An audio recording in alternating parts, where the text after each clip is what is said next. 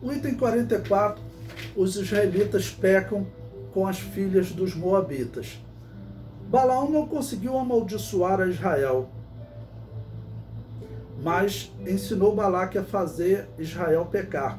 Ele conseguiu separar Deus de Israel, mas conseguiu separar Israel de Deus. Quando nós lemos aqui o texto, diz que eles se juntaram, Israel se juntou a Baal Peor, no versículo 3. Tá bom?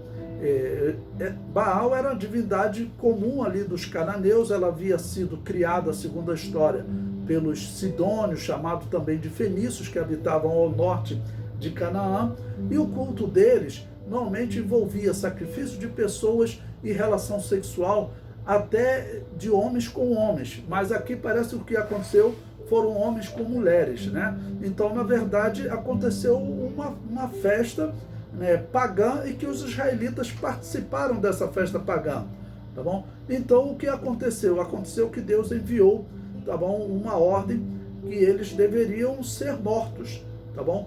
E até que depois, no versículo 6, aparece um dos filhos de Israel, ainda traz uma midianita, e aí o sacerdote, então, se levanta no versículo 7 com uma lança, mata aquele homem e a mulher.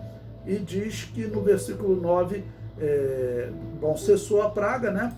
Mas morreram ao todo 24 mil israelitas. 24 mil pessoas, tá bom? E no versículo 45, no item 45, diz que Deus manda tomar a soma dos israelitas.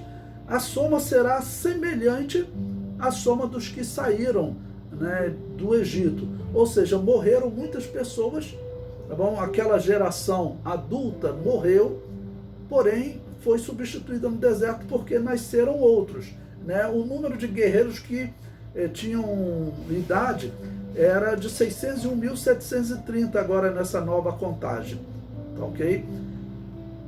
O número 7, então, vão ser dadas leis acerca da divisão da terra. A terra deveria ser dividida conforme a quantidade da tribo.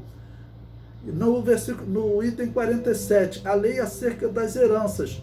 Deus estabelece regras para que a herança de uma família não passe para outra.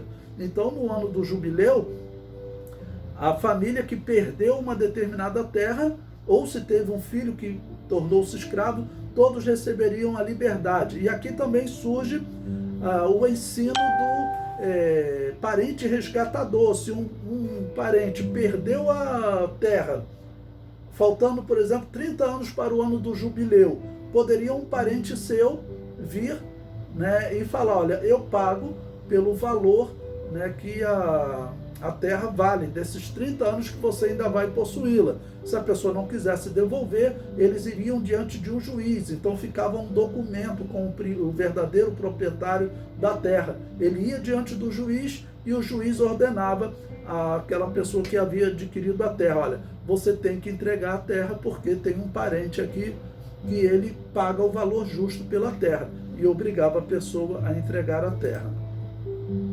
No item 48, Deus anuncia a morte de Moisés, Números 27, versículo 12 a 17. Moisés já estava com 120 anos, e por causa do seu erro de tocar na rocha 2 vezes, quando deveria falar, não poderia entrar na Terra Santa. Repito, Moisés não perdeu a sua salvação.